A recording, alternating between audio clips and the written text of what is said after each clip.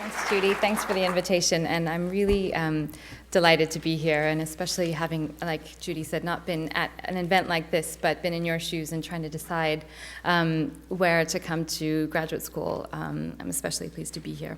I thought I would tell you just a few words about the work that I do, just for you to get a sense of who I am, and then I'm going to tell you a little bit about my experiences at Harvard and my own kind of personal journey, and then I'll just say a few words about Cambridge and life in Cambridge.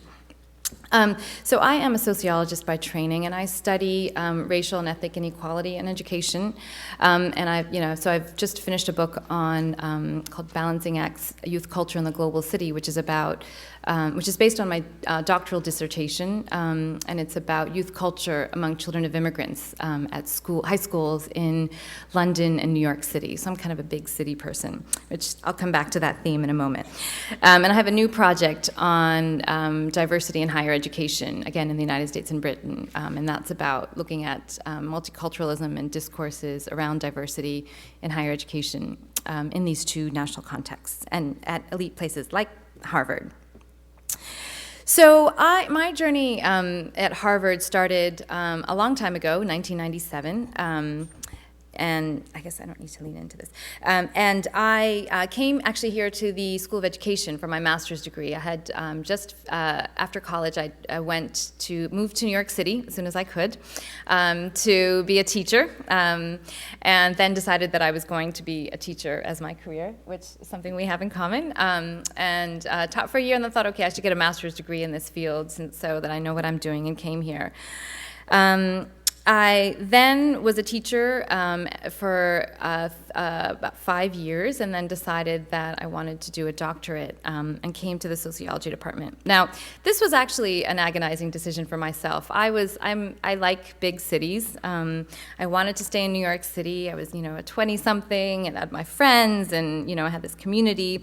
And I have to say, and thought about staying and going to school in New York City, but one of the best decisions that I think I've made was to leave and to immerse myself in this Harvard community.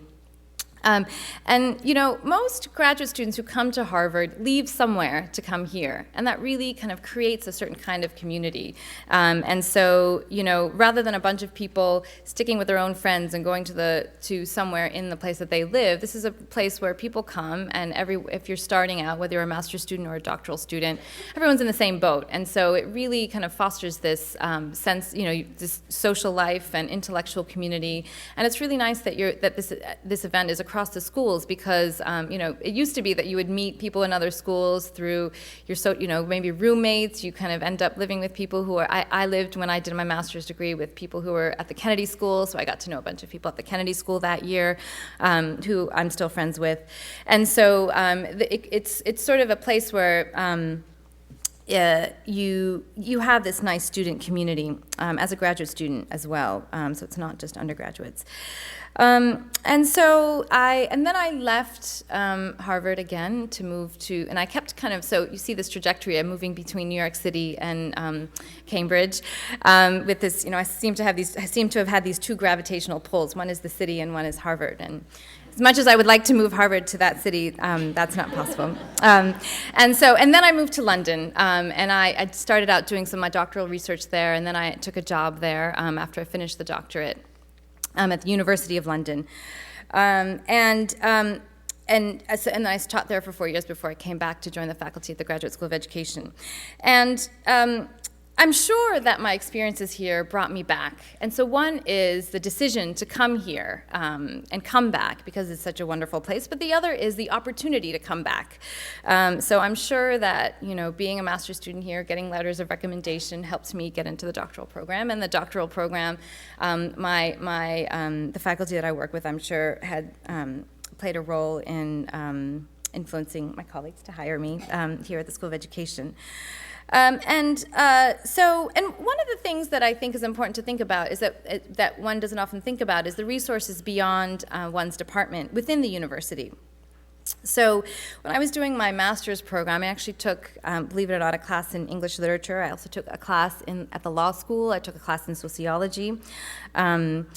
When I was doing my sociology doctorate, I was involved in a program at the Kennedy School on inequality and social policy. And now I've just started a workshop on the sociology of education with a colleague in sociology.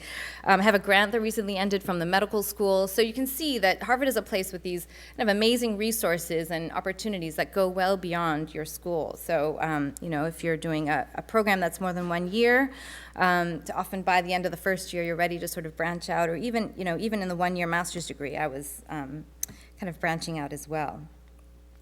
And so that's kind of my my personal journey. I'll tell you a little bit, I'll say a little bit about living in Cambridge now. I've grown to really love Cambridge. And I actually live in the city of Cambridge. And you know, I have to say, being a student here couldn't be beat in terms of the intellectual community, and I spoke a little bit about the social life that sort of develops around being a graduate student here. And now, you know, my life has changed since I was a student here. I'm now married, and I have 3 children. And now that I'm a parent, Cambridge also feels like the perfect size. And so, you know, again, I have this intellectual community that is at my school, but also beyond my school. We've made wonderful friends through the Harvard daycare that my children attended, and now through parents at the Cambridge Public Schools. And I have a 10-minute, 2-mile bike commute to work, which I love. Impossible in places like in many other places. And so it's really been, you know, now I really feel like this is my home, and I'm pretty sure I'm here for good, or as long as Harvard will keep me. And it's really, you know, it's kind of this perfect size where you have Boston across the river, and we have this nice little village here in Cambridge. And I think I'll stop there and pass it over.